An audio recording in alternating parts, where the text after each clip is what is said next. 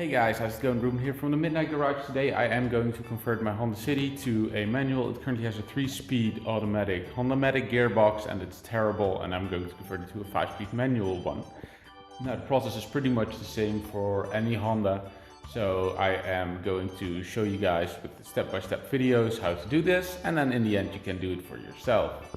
Well, in short, what do you need? You need the gearbox, obviously you need the clutch and the flywheel, the clutch cable, shift linkages, starter engine, drive shafts and pedal assembly.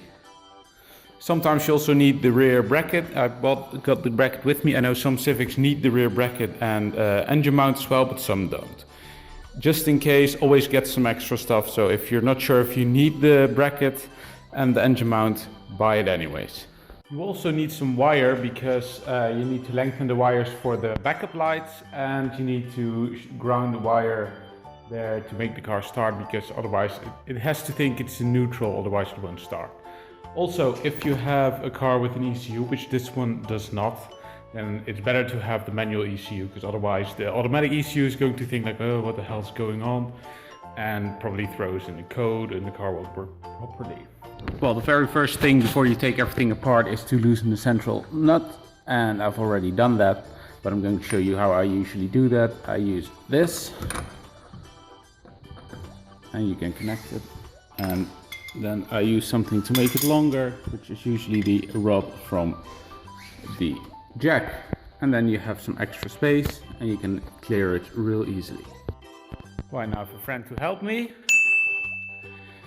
because we're going to remove the torque converter, and it's easier to do so with 2 people, especially now that the engine is still in. Because, well, you can also do it without the torque converter, but then you get mess everywhere, and it's best to keep the torque converter on the gearbox with an automatic one. Well, how we're going to do it, these are the bolts for the torque converter, and we're just going to release them, and Miguel is simultaneously holding the brakes that everything does not move. And then I can easily remove it, and then he will release the brake, put it in neutral, turn the gearbox a bit, and then we can continue. And then the torque converter will be loose very easily. And now with that out of the way, it's time to loosen the bolts of the gearbox itself. Well, we almost have everything loose. This is the final bolt that's keeping everything together, and then the gearbox will come off. And the gearbox is loose. Now the trick I have always is I'll first take off the suspension bit on that side, and the drive shaft there, I'll take it off like that. And then you can pull the gearbox out like that, and then you can twist the other drive shaft out here, and then you have the gearbox loose. And it's going to leave a big mess. It's always at several places, so I can't be bothered by cleaning it up. I'll just wait until everything's leaked out, and then I clean the floor, and then I'll continue. And now you can clearly see the size difference between an automatic gearbox and a manual gearbox. And now it's time to put the clutch and the flywheel back. I'm already putting the flywheel back. Always torque these bolts down to spec. That's very important. You don't want to get these loose in the future. Since I won't be getting a new clutch, but I'm going to use the old clutch, I don't have anything to center it. And I've learned a good tip from a friend of mine who happens to be here right now working on his alternator. And you simply need something like this and a piece of tape, and you wrap the tape around here until it fits in here, and then you can center it with this. There we are. Ta-da! Getting new stuff is always better, but you know, this works as well. And now it's time to put the gearbox back on together with a friend. And yeah, it's better to do this with 2 persons than 1. Well, the gearbox is almost on. We're just centering it so that this all goes well. But this is going very well. I remember taking hours to put it on properly, but this one just went on in 1 try. A great success! And now it's time to put the shift linkage back on. This is done with a pin lovingly called in the Honda community a bitch pin. It's out fortunately, and now I just have to hit it back on, and then I have to use this clamp and clamp that on, and that's it. Well, I've been very lucky as the shift linkage just straight up fits and I didn't have to cut any holes. Now, I've never had that before with a Honda. Usually I had to cut some holes there, but there were some threads already there, so I could just straight up bolt them in.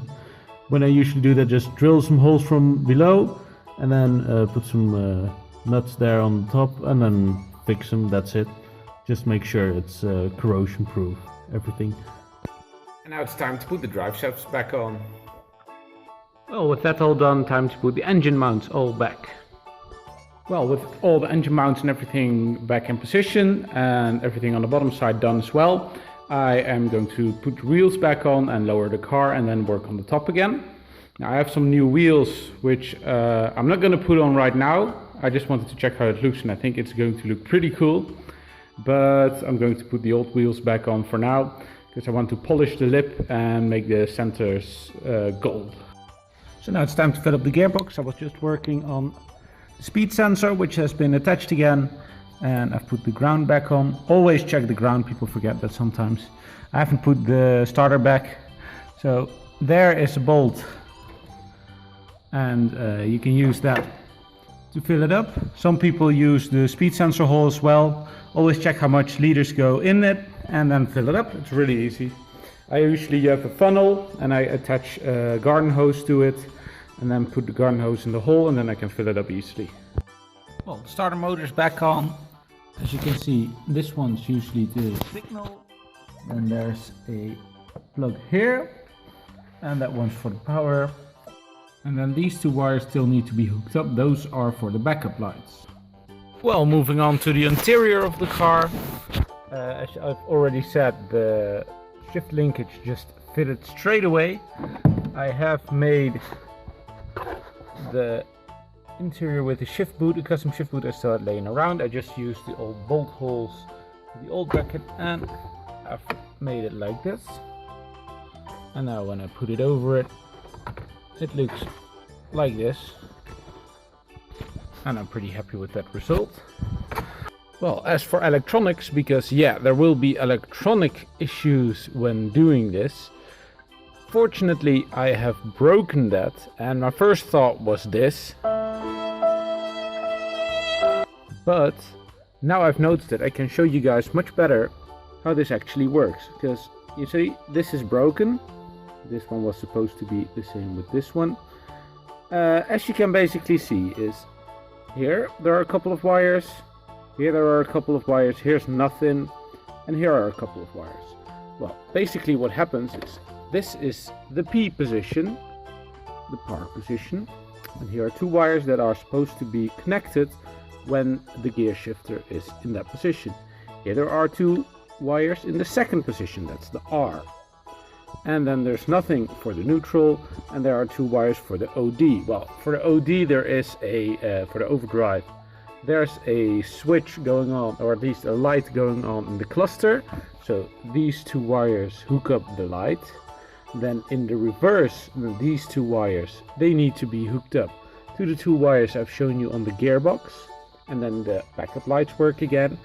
And these two wires, the big black and white ones, need to be hooked up together so the car thinks it's in park. And when the car thinks it's in park, you can start the car. That's it. Really easy. Well, as for one of the final things, I need to swap out the pedal assembly. I've already removed the automatic assembly with just a brake pedal, and I have grabbed the regular assembly that is with the clutch pedal, obviously. Now this one is separately, there's a separate piece just for the throttle pedal, but they are exactly the same for me. Some pedal assemblies have all three, and then you have to swap everything out. Now I still need to swap everything out because I have two throttle cables, one going to the carburetor and one going to the gearbox, probably for the kickdown setup. But I just have to swap out this for now. Now how it works is actually real simple. There's a bolt here.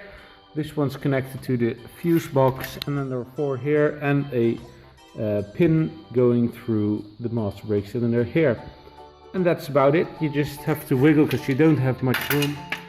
If you've never done this before, I recommend taking the dashboard out. Yeah, it's quite a lot of work to do so, but at least you know, you have a bit more room and you have a bit more visibility on how to do so, and it will ease things up a lot for you. Well, the pedal assembly is on.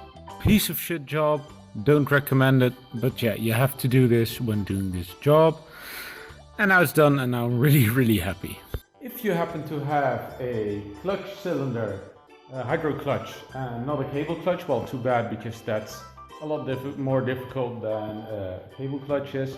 But I'll tell you guys anyways. There's usually 3 holes, and you can put the clutch in through the firewall. If you're unlucky, you have to drill the holes yourself, and in that case I recommend taking the dash out to do everything properly. Then you have to make some hoses going to the gearbox itself.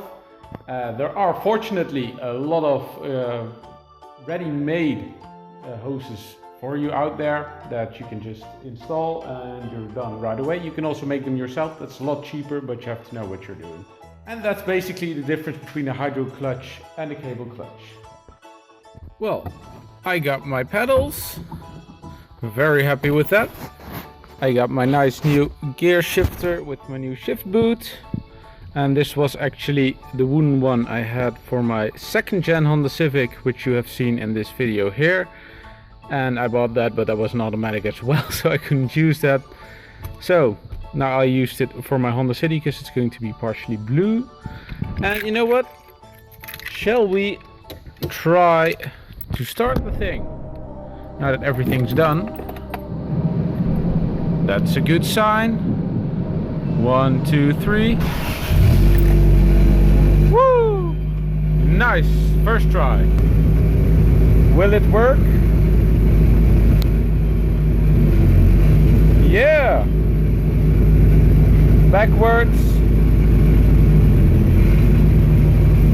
Perfect! Well, that's all there is to it. Basically, I'm going to take the car out for a spin now, and I'm going to adjust the clutch cable to fit my needs. And yeah, now the car's been converted to a manual. Total time, it took me about the weekend. I take it easy. You can probably do it in a day or in half a day if you have like proper tools and you do it in the garage, but then probably you wouldn't be watching this video. So a day, 2 days, that's what you have to count on. Anyways, this was the video. I hope you liked it. Leave a like if you did. I am going to make a few more of these how-to videos, so if you like that, hit the subscribe button, and then I will see you guys in the next video. Bye!